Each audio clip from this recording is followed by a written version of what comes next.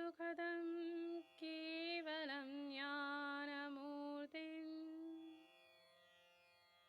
द्वन्द्वातीतं गगनसदृशं तत्त्वमस्यादिलक्ष्यम् एकं नित्यं विमलमचलं सर्वधी साक्षिभूतं भावातीतं त्रिगुणरहितं सद्गुरुं तं Namami. Namaskar. I welcome you all on the behalf of Vedic Upasana Peeth's series of Dharmadhara English Satsang, that is spiritual discourse focusing on the different spectrum of Arya Vedic Sanatan Hindu Dharma. Paying obeisance to my Sri Guru, Paratpar Guru, His Holiness Dr. Jayantavadaji Athavale, I begin today's satsang. Today's topic is some salient features of real gurus and fake gurus. Having a teacher to guide us in any field is invaluable. This is true in spirituality as well. As spirituality is subtle or intangible in nature, it is difficult to identify with certainty who is a spiritually evolved guide or a guru. A guru is different to a teacher or a preacher. He is a beacon of spiritual light in our world and teaches us the universal spiritual principles that underlie Vedic Sanatan Dharma. Although it is difficult to analyze a guru with our intellect, but still there are some vivid features of both real and fake gurus which can help the seekers understand and distinguish between the real and fake gurus. So in today's satsang, we would focus on this aspect of spirituality. First of all, we would know about some salient features of a guru in the human form. A guru functions with the spiritual power of sankalp or resolve.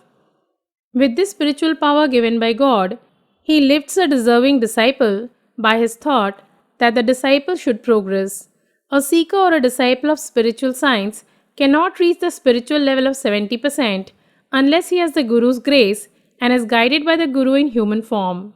The reason is, in the earlier stages of our spiritual growth, we can progress just by following the basic principles of spirituality. However, after a certain stage, the spiritual knowledge becomes so fine that one can easily be misguided by the negative forces of the subtle dimensions, that is, demons, devils, negative energies, etc., through their sixth sense. One needs a highly evolved spiritual guide in the human form to accurately negotiate the way for further spiritual progress towards sainthood.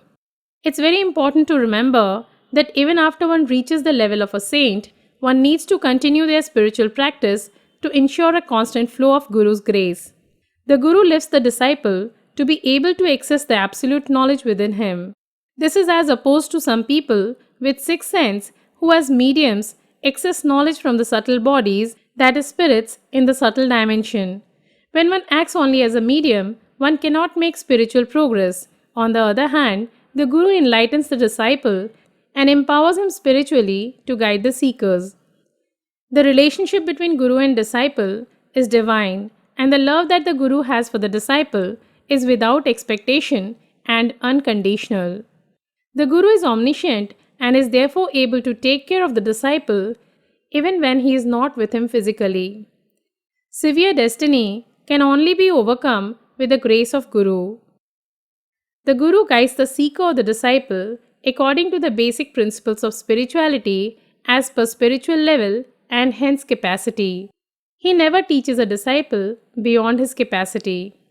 The Guru will always teach with a positive attitude. For example, a Guru may advise one to undertake any one spiritual practice among many spiritual practices depending on the disciple's spiritual capacity and ask him to sing devotional songs, chant the Almighty's name, or perform service to God, etc. He never guides in a negative way, such as do not drink alcohol, do not behave this way, etc.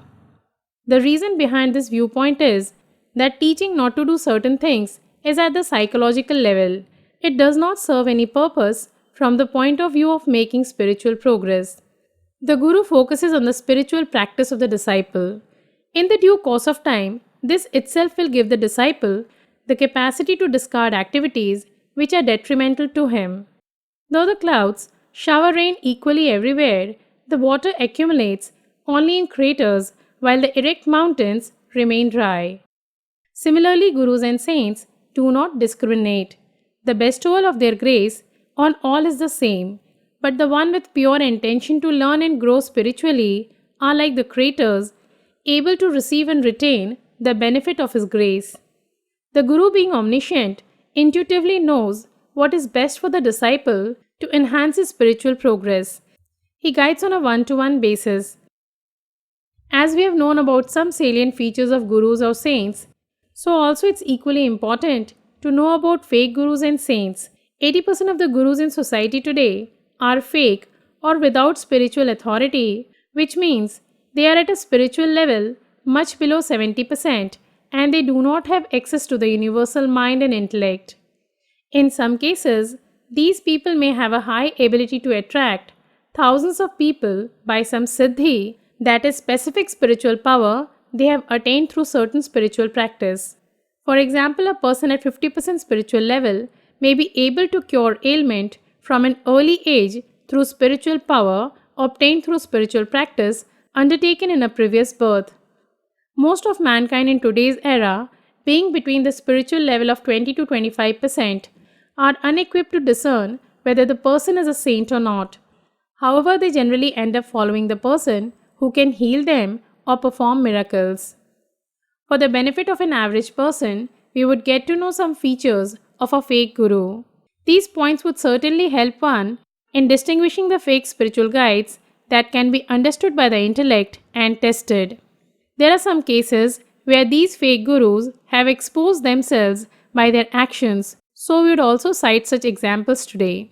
The gurus who generate a feeling of inferiority in others and try to show off their greatness is a fake guru. One fake saint asks everyone who comes to pay obeisance to him their name and age. Once that he is told, he says, both the answers are wrong. The name and age belong to the body, you are the soul. It has neither a name nor age. Then he speaks on spirituality and asks, are you doing spiritual practice? If someone happens to reply in affirmative, he asks, what spiritual practice? If one replies, the one recommended by my guru, he says you are not able to answer simple question about your name and age, then what has your guru taught you? Only a real guru can reply to these questions, hence come to me, I will tell you.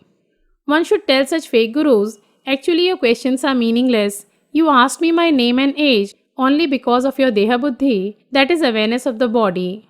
So I too replied with the awareness of the body. What kind of guru is he who is unable to make out at the first glance whether one has a guru or if one's spiritual practice is going on appropriately or not? Also do remember, the fake gurus have an attachment to wealth and women. Putting on false airs is another feature of fake guru. For example, one guru does not use a watch because he does not want to be bound by the restriction of time in a watch strap. Yet after every 15 to 20 minutes, he asks others, what is the time? A fake guru is desirous of fame. Some people who have an earnest desire to be known as guru and are spiritually evolved to some extent recommend different kinds of spiritual practice to others. In most cases, they do not walk their talk themselves. As a result, it has been observed that the seekers undertaking the advised spiritual practice progress, but the so-called guru remains stagnant. A fake guru encourages dependency in their students. Some gurus fear if they impart all spiritual knowledge to their disciples, they will have no importance thereafter. Hence, they do not impart all knowledge to them. On the other hand, a real guru is always in search of such disciples or disciple whom he can transfer his entire spiritual knowledge. In our forthcoming satsangs, we would know few more aspects of gurus and saints, and if you are interested in knowing more about the same, then you can read Importance of Guru and Types of Guru and Guru Mantra published by Sanatan Sanstha. You can avail these holy texts online through www.sanatanshop.com. Today with these words, I end my talk paying gratitude unto my Guru's lotus feet. Namaskar and Jaitu Hindu Rashtraam. Purnamida Purnamidam Purnata